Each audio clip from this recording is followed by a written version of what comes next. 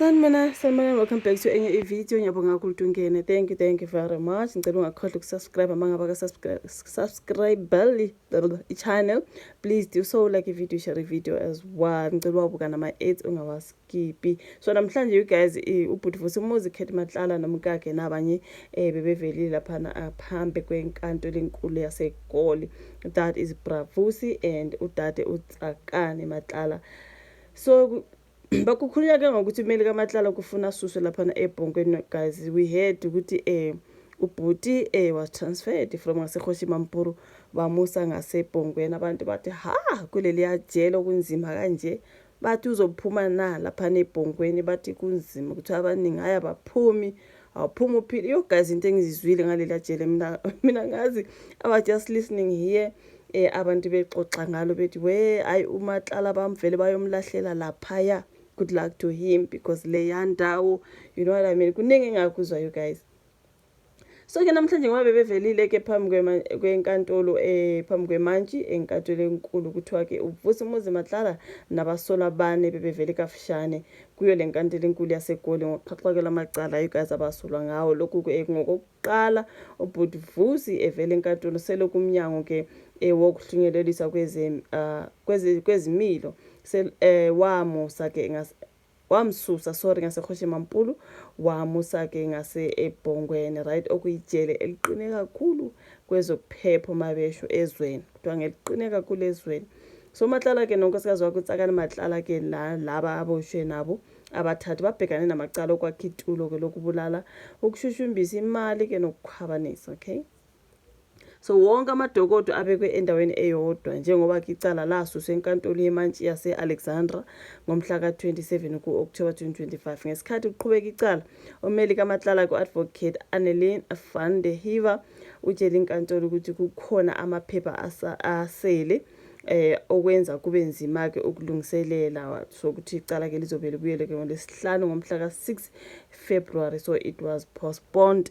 Ngimbone nje trenda ubhuti Vusi Muzi Matlala kuthiwa ke he appeared briefly lapha ngasenkantolo enkulu yaseGoli. Kuthiwa kwabameli bakhe bathi hayibo eBhongweni, why eBhongweni, sicela aphinde asuswe lapho asiwe kwenye inkantolo. That's what I heard. Ngathi we sebezama ukumncengela you guys ukuthi aphume kuleli yajele abamfake kulo.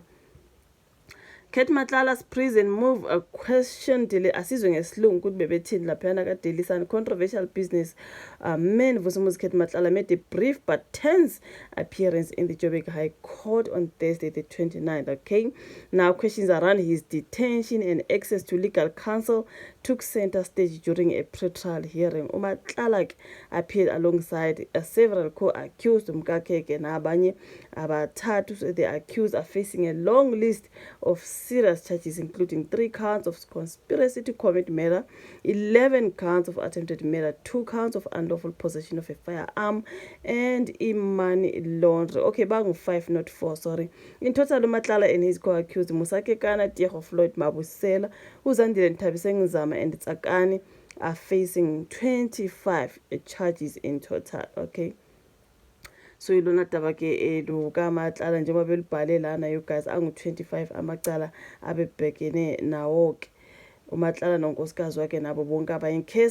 The case stems from 3 separate shooting incidents that allegedly took place between August 2022 and January 2024. Matlala's legal representative, advocate Annelien, she raised the concerns about her client's incarceration at a high-security correctional facility far from Joburg.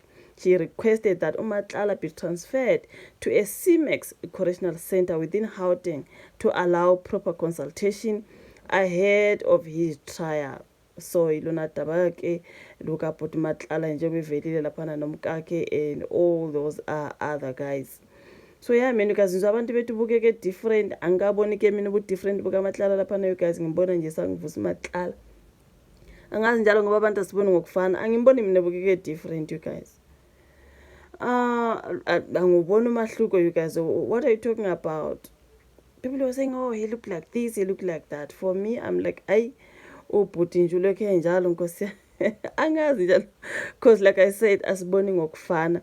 So ilona double ka Vusi Muzi Khethi Matlala I guess isolinda ke umhla ka February which is February what lapha bazobuyela khona ke enkantolo you guys isizwe ukuthi udaba lwakhe ke luyohamba kanjani ukuthi bazomphinde bamsuse na eBhongweni bamseke kwelinye ijele ukuthi abayamcelela bafowethu ukuthi akasuswe laphana abaningi babevele bebuzana ukuthi why kanti washintshwa laphana wayiswa ngale ngabe bazama ukumvikela noma mhlambe kukhona bazama ukukwenza kwathiwa abanye babethi kuthiwa he had too many visitors ngapha ngaseKhoshi Mampuru kwathiwa hayi lokhu kumenza manje futhi abe nama access to phones, access to what aqala ukwenza ezinye izinto ongamelanga azenze kwathiwa eBhongweni la ungasoze uthole ubone kwa visitor kuthiwa ku strict like strict ongangokuthi zonke lezi izinto ezithola ngapha akakwazi ukuzithola ngale so mhlambe khona de bezama ukugwema ke I do not know, those were just rumors around I transfer and everything so bevelile ke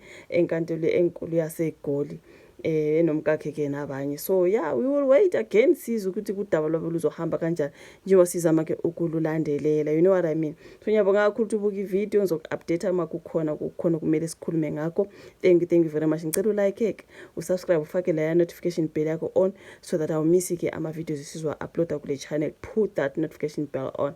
Asibonane kwezayo.